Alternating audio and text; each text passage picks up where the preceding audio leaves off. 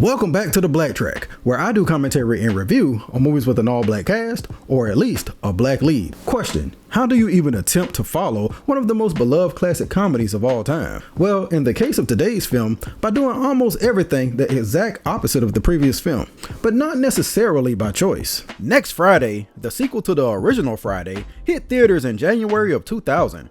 Yep, a full 5 years after the release of the first Friday. In Hollywood, it's kind of a rule of thumb to strike fast and hard when it comes to a successful idea, which is why you sometimes get yearly sequels to easily made low-budget films. So what took so long in this case? Well, the question has never really been conclusively answered, but I can speculate.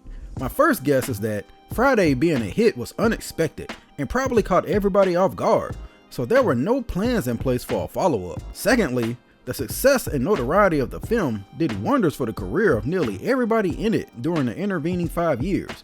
Ice Cube began doing more producing, writing, and directing. Nia Long starred in The Best Man, Soul Food, and Love Jones. Bernie Mac's movie roles picked up, and he went on to do a legendary stand-up on the original Kings of Comedy. F. Gary Gray went on to be a hell of a director.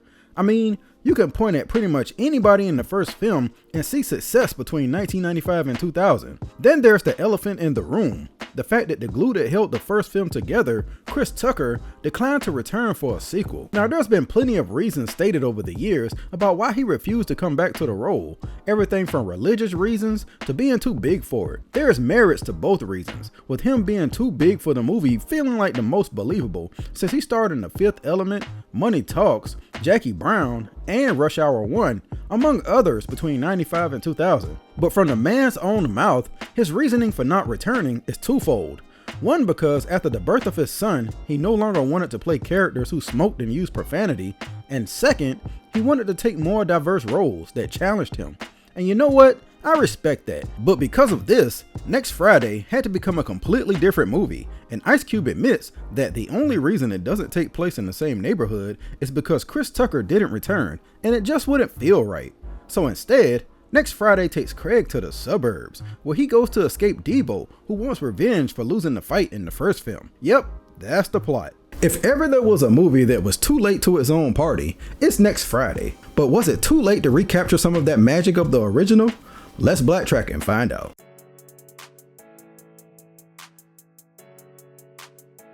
It's been a long time. I shouldn't have left you without a recap to step to. Honestly, I wouldn't have even reminded people of the previous film, because now you have the burden to be just as good or better.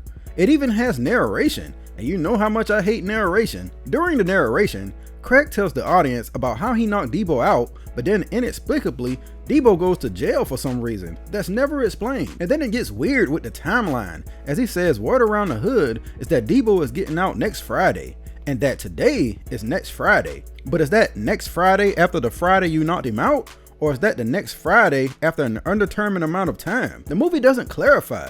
To make matters worse, Craig says he still doesn't have a job.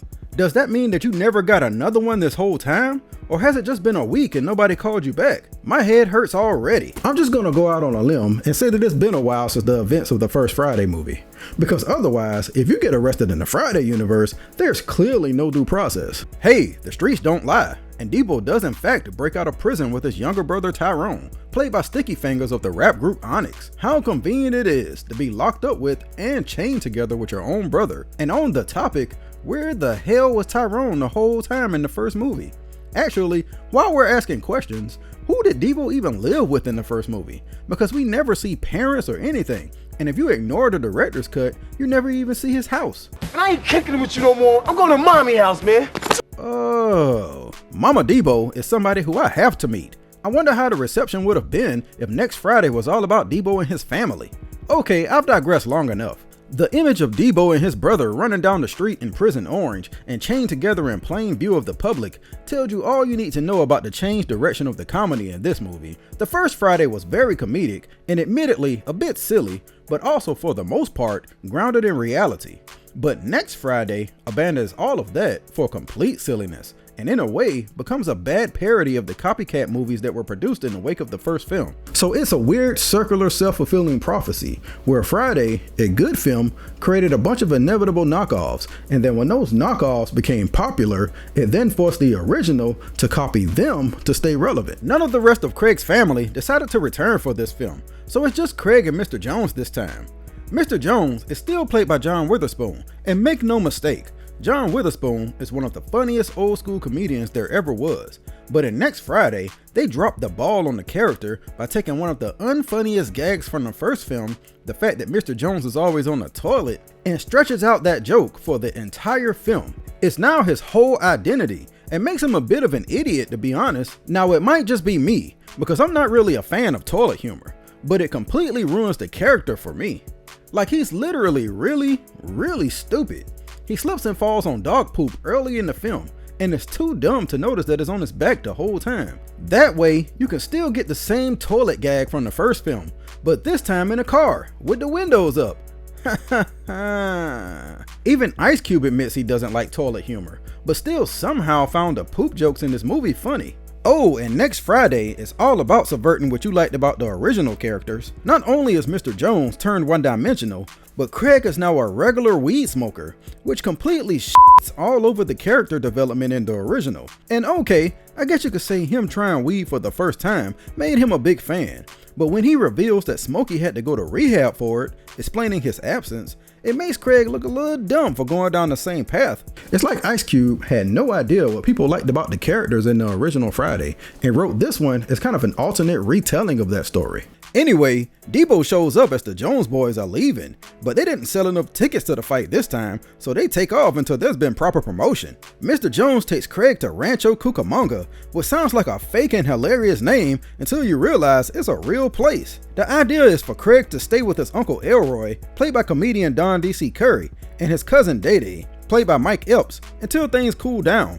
This suburban town represents the biggest departure from the original, since Elroy recently won the lottery and therefore lives lavish in a nice house in a nice neighborhood.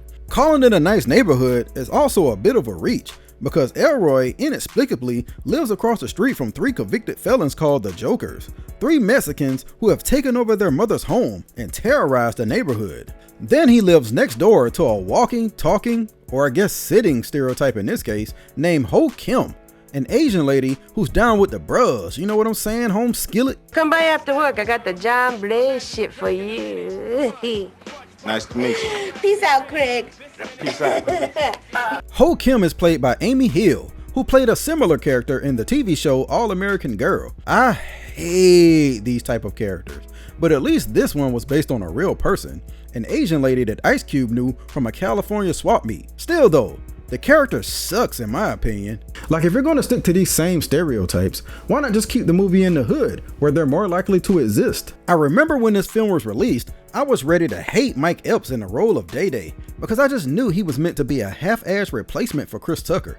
However, over the years, and with repeated viewings, I've softened my stance on his role as Day-Day. This wasn't his first film, but it was kind of his first big break, and I liked that he came into it not trying to live up to the impossible standards of Smokey, but trying to do his own thing. That's what everybody wanted from him in the first place, and with that, he succeeded. Is he as funny in this as Chris Tucker was in the first film? Hell no. But most of what I remember from this film is because of him. Like when he's trying to convince Ice Cube that his wheels are 20s. Got them 20s on there. Them 20s, I just got them. Them ain't 20s, but it's off the hook. Them are 20s, man. Nah, they 10s. I bought them from somebody, but they nice though. Or when he's talking about the air quality. Just clean, fresh air. Just smell good, huh? Yeah. Tastes good.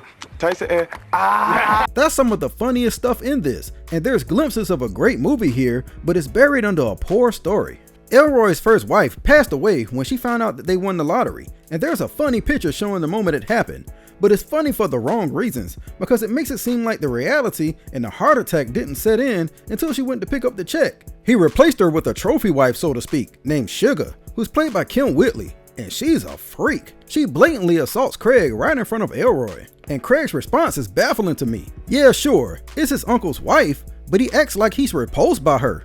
For comparison, Miss Parker from the first film is only 10 years older than Kim Whitley, and he was willing to risk it all for her. Hell, Kim Whitley fine too. I've always had a thing for her, ever since she was on that show Sparks. Also, am I the only one who used to get Kim Whitley and Jackée Harry confused? All I'm saying is, put them both in a lineup and I'm probably going to convict the wrong person. Ice Cube said that in the original Friday, Smokey brought all the problems to Craig.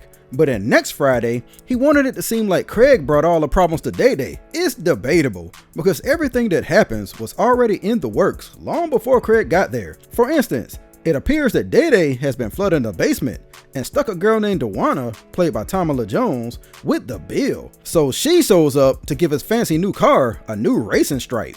Now, according to Day Day, she was already 6 months pregnant when he met her. Yeah, right. But the way he tells the story, you don't know if he's telling the truth or not. He's the epitome of an unreliable narrator. Well, man, I met Dewana about 3 months ago, right? She had a little pudge in her stomach, but I ain't paying no attention to it.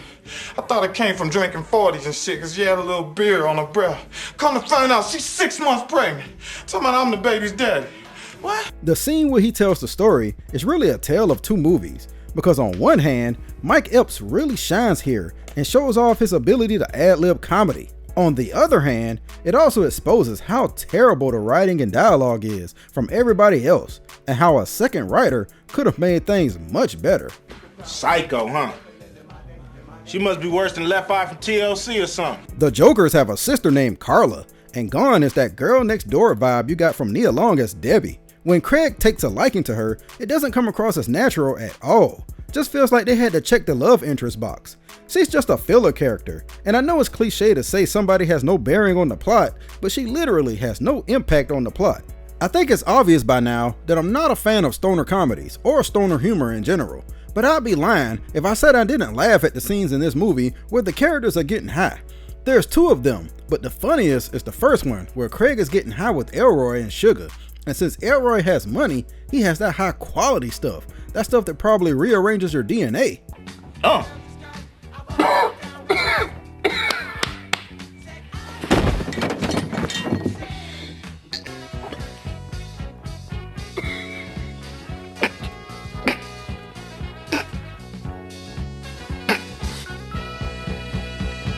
Hey, I'm starting to understand why Craig took up smoking.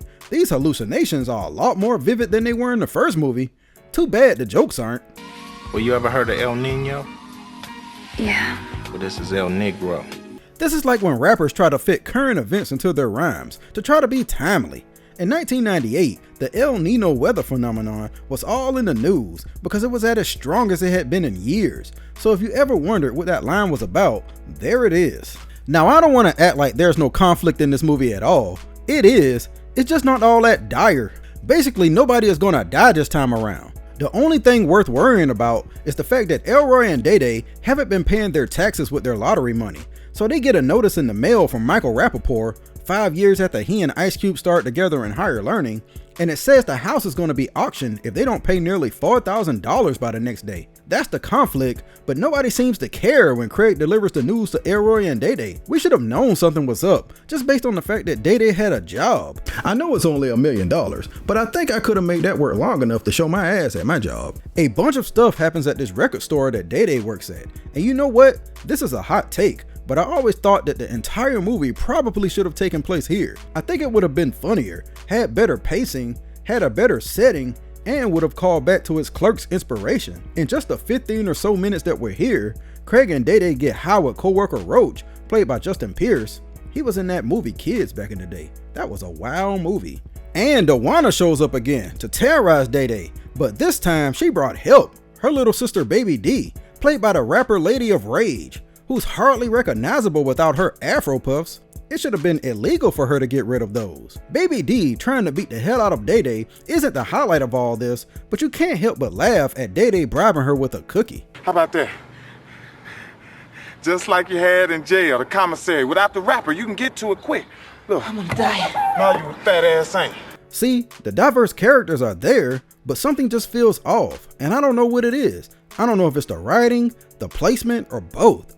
But if there's anybody who can overcome a bad script, it's the man, the myth, the legend, Clifton Powell. Clifton Powell being in this movie just raised his score by at least 2 before he even says anything. He plays Panky, the owner of the record store, and his funeral limo and outfit alone makes him the most interesting person here. If you ever talk to someone who's seen this movie, then chances are this scene will come up as their favorite. It's definitely the most memed scene of the movie. Pinky mistakenly thinks Craig is trying to rob the store and can't decide whether he wants Craig to explain himself or shut the up. I wasn't trying to rob. Shut up! Before I bust a cap up in your ass. Now what you done with Day Day and Roach?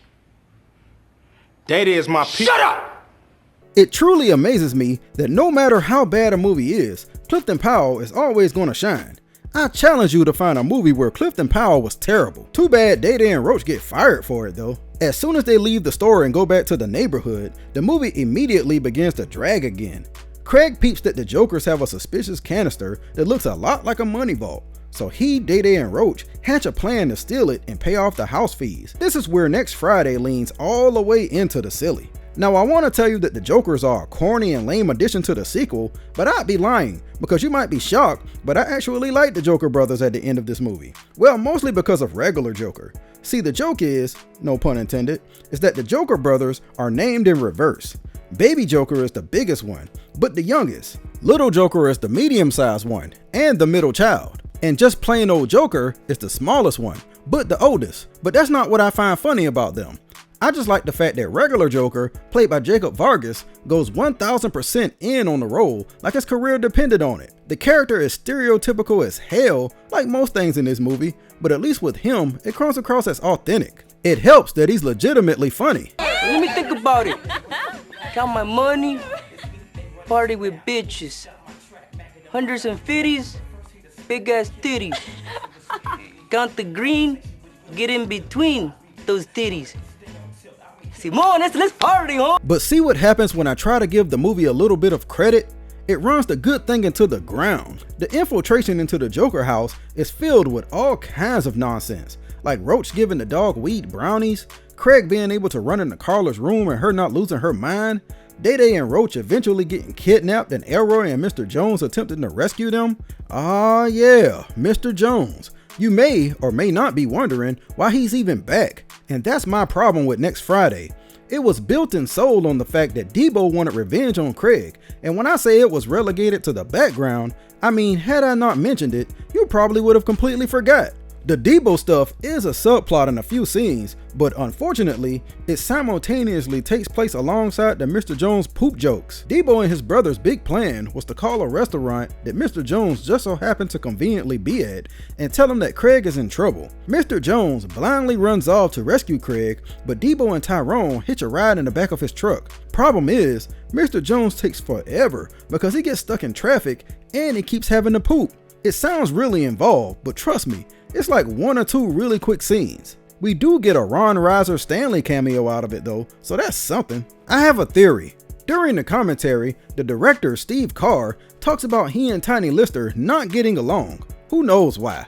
And as payback, he admits to making the fake truck bed that Debo has to sit in purposefully small so it would be uncomfortable for him. Now my thinking is, either Steve Carr cut a bunch of Debo stuff and Tiny Lister got mad about that, or Tiny did something to piss Carr off and ended up getting his role reduced. Either way, Tiny could have sat this one out, all things considered. Also, speaking of director Steve Carr, he's a weird dude. He goes into this long rant about non-blacks using the N-word, where he starts tripping over his words and stuff.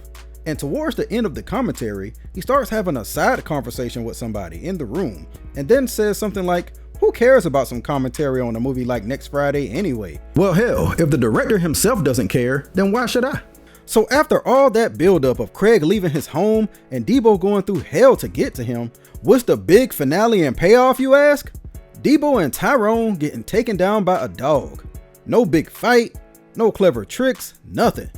F this movie. They even had the audacity to have two different endings, as if it would have made it better. Actually, I take that back. The ending where Craig stares at Carla as he's headed back home is kind of sad. But of course, that's not the one they used. Nope, they used the one where she leaves the house and is never seen again. Hey, but Elroy and company at least got the money and all their problems are solved. Except wait a minute, don't they mark this kind of money? You know what, let me not even go there. Because like my boy Steve Carr says, why even care about something like that in a movie like Next Friday? let's get to the grade.